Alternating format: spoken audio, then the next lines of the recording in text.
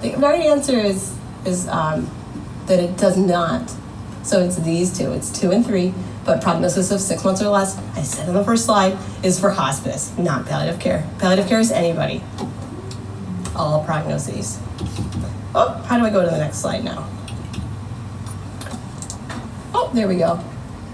So let's talk about pancreatic cancer. It's pretty painful.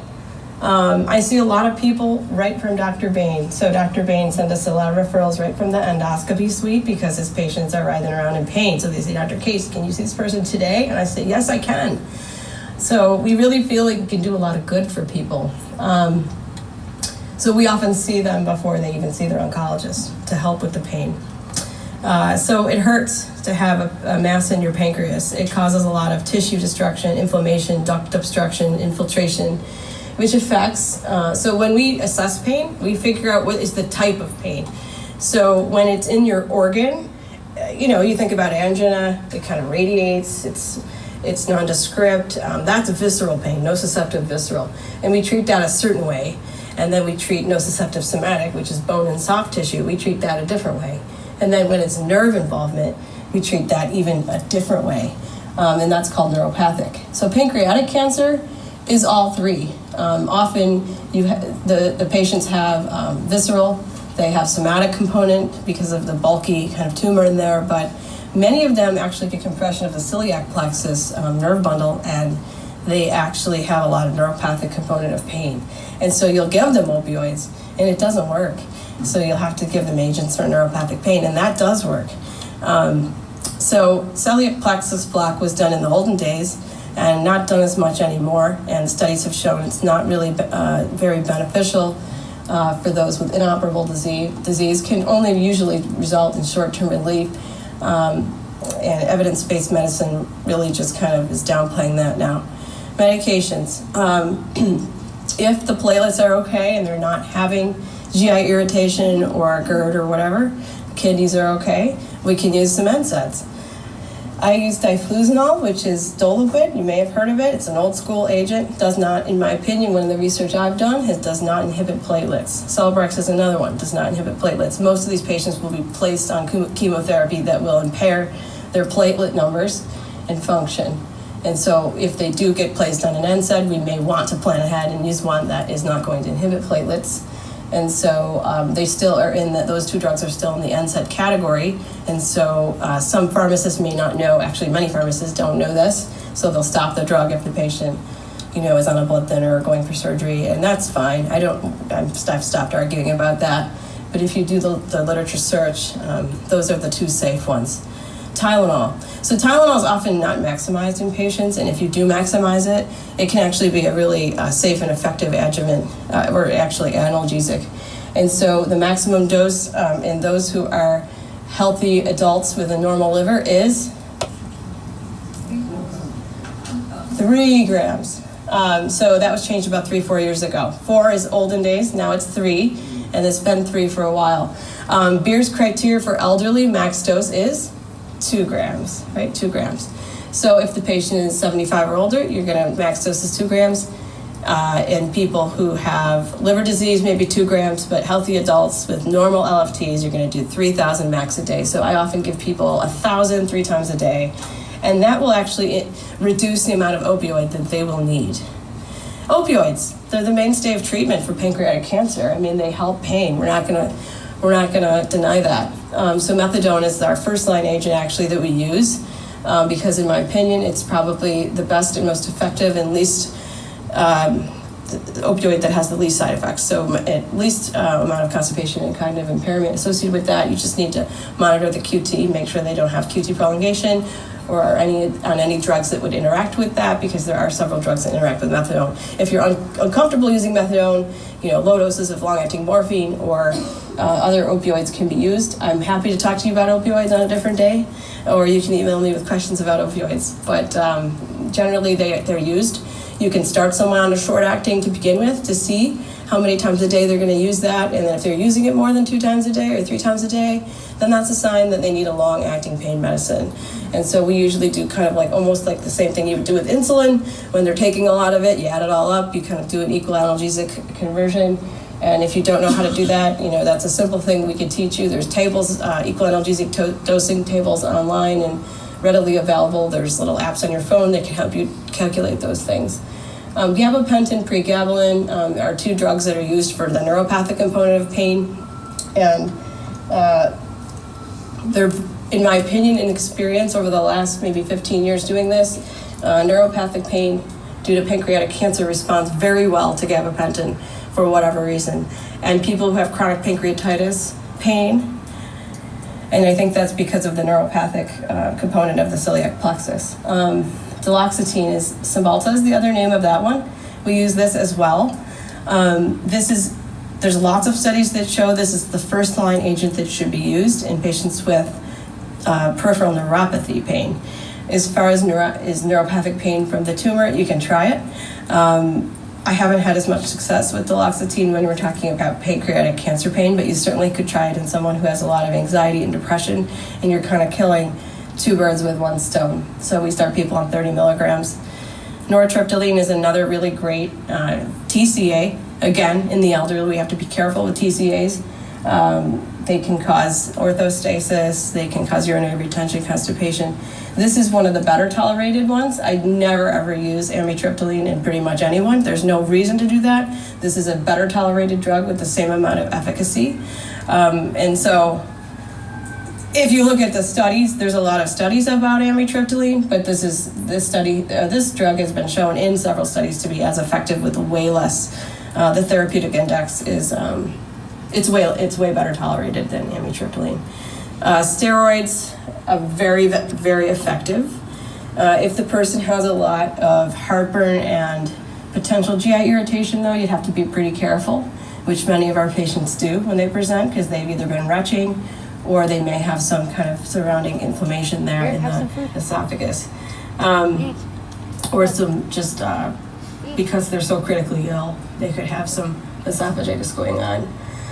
And so it helps not only the visceral pain, but it helps appetite, fatigue, bone pain, nausea. So if they have metastatic lesions other places, if they're nauseous, if they're tired, which many of them are. So we put people on Dex and then they love us because they feel amazing on it. And then I screw up your Pembro. So then, so dexamethasone, you have to be careful that the patient isn't on immunotherapy because this lowers the immune system and suppresses the immune system, whereas the immunotherapy agents, the immune checkpoint inhibitors, the whole point of that is to rev up the immune system, and so they work against each other. It's like giving fluids in Lasix, or eating a candy bar and then taking more insulin. It just doesn't make sense. So you wouldn't have somebody on dexamethasone. However, many of my oncology colleagues disagree about whether or not dexamethasone can be given and when. There's some studies out there talking about this, but it is very hotly debated. So I usually do not give it until I've spoken with that very specific oncologist about what they want me to do. We certainly wouldn't want to make anybody upset. So that's the whole story with dexamethasone. But if I do have permission to use it, it is a fantastic way to control pain in a quick, easy way. People often don't want to stop it. In the long term, it has several side effects, so generally we do try to get people off of it, especially if they have a longer life expectancy. Medical cannabis is, I put this on the list for pain because it is something that we use for neuropathic pain, poor appetite, and nausea. Those are the three indications that we mainly use medical cannabis for. Some people, it may not actually help their pancreatic tumor pain because that pain is pretty bad. But if you have a little numbness and tingling, neuropathy, it might help that. Generally, in my opinion, I think cannabis helps people cope with their pain better than actually helping true cancer pain. Radiation, acupuncture. So GI effects, we see a lot of people with biliary obstructions who require stents, drains. These people generally may do not as well. So prognosis-wise, if you have a drain coming out of your abdomen, you certainly are probably at a higher risk of cholangitis or some impending bad thing, right? So generally those people probably should have an advanced care planning discussion, right? Pancreatic insufficiency, that causes a lot of bloating and whenever you eat food, cramping. That doesn't feel too good. So I could just throw a ton of opioids at the patient and snow them and then they'll be a zombie, or I could give them Creon. I know you don't love Creon, but a lot of times they actually have inability to digest fats. And when we give Creon, then we take away their opioids because they don't need them anymore because they're not bloating and they were improperly placed on opioids for something that was just a pancreatic insufficiency. And many of them, if you take a history, might have fatty stools or like pale colored stools. And I know that this can be kind of correlated with pancreatic insufficiency history. So pancreatic enzyme replacement is really important in these patients, and I pretty much put people on Creon quite frequently, and it helps control their symptoms. Acid reducing medication also, these patients have kind of hyper secretion of acid. I think there's just a lot going on down there in that area, and so putting them on some GERD treatment can really help. Many of them end up with GOO, gastric outlet obstruction. I just left the patient's room who had one. It doesn't feel good, especially those people who love food, love to eat. It can be pretty devastating to have this happen. 26% of patients, they start out with vomiting, which makes a lot of sense. So you can stent these things. Sometimes the stents don't work out like you plan. She's crying, that's how much it hurts. They can become misplaced. I don't want to talk badly about stents because I think they're amazing when they work well. I just came from a bad case, so I'm just like a little bit jaded on the stent right now, but sometimes they can cause a lot of pain too. And so, you know, stents can be helpful. They also have side effects. So it's just it's a discussion that needs to be had right at the get-go about that. They can become misplaced. But they also can help people live longer, you know, if they can get the food down and avoid feeding tubes. Nausea. Nausea is really common. Pretty much a lot of the patients we see have nausea. And we give whole lectures on how to treat and assess nausea. So nausea is not just like, well, we'll give them Regla and move on, you know. We try to assess what is the cause of the nausea. Is it pain induced? Is it chemoreceptor trigger zone from, you know, a central issue from a medication that's infecting the thalamus? Is it a GI cause? You know, in these cases, it's many times a GI cause. And so Zofran, you know, works on the serotonin, or sorry, the 5-HT. So I mean, some of these receptors may be just Zofran might be enough. But in general, the best agent, in my opinion, is olanzapine. If you look at the chart of all the different receptors that it works on, it's the most amount of receptors. Whereas I think Combazine works on like 1, and Zofran works on 1. Olanzapine works on like 5. So it is an amazing anti-nausea drug. And it is actually written into some of the NCCN guidelines for severe nausea and vomiting. Giving people 10 milligrams, like the guidelines say, is generally not, I don't advise that because it's extremely sedating. If the person's mildly nauseous, you can use 5 milligrams or even 2.5. If they're elderly, I usually would start with 2.5. So I think what I commonly see is people being OD'd on olanzapine and like on the floor with sedation, and then they never want to take it again. But if you dose it properly right from the get-go, then you won't run into that. Cancer-associated anorexic cachexia syndrome. This is not pretty. I mean, people who have this generally are pretty miserable. No matter how much they eat, they still lose weight. They still get pretty thin. Many of them have what we call dysgeusia. Have you heard of that phrase? Dysgeusia? So dysgeusia, D-Y-S-G-E-U-S-A, is just the medical term for lack of taste. So there's papers written about this. It's pretty cool. There's a randomized controlled trial that shows that zinc supplements can help with building back the taste buds when they've been obliterated by chemotherapy agents.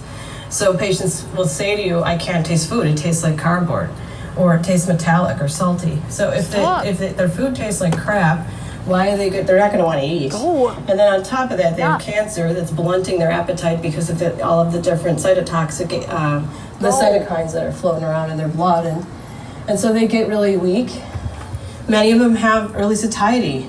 And so we use a lot of Reglan, and that a lot of times helps people with their digestion and their bloating and their gas and their nausea. Loss of appetite is common, decreased quality of life. So this, you know, you can imagine that if this is going on every time you eat, that really, your life would pretty much be pretty miserable, right? So people come to us I've had people asking me, not to end their lives, but just saying I'd rather just be dead if I can't even eat. And they're throwing up and they're in pain. I mean, and it's just terrible. But we can get these people, like usually all it takes is one visit with us and we can get them comfortable. And then maybe a few follow-up phone calls within the next week, titrating meds up.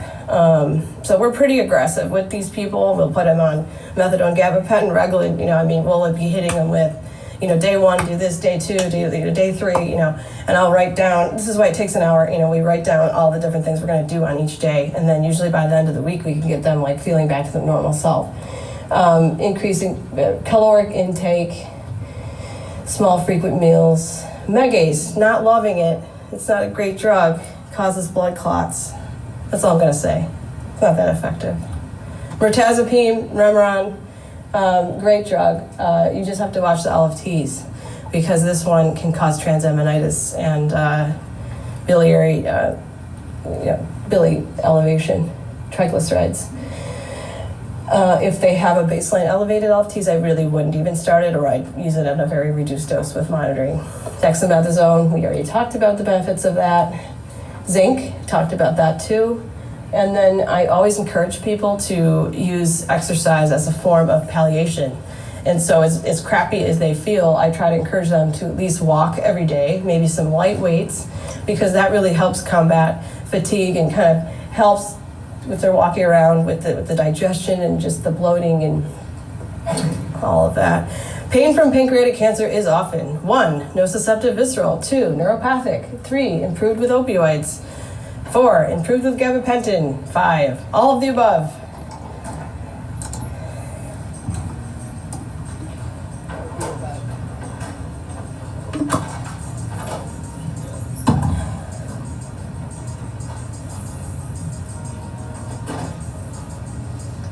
Yay! That's awesome. So it is all of the above. That's all I'm going to say about that.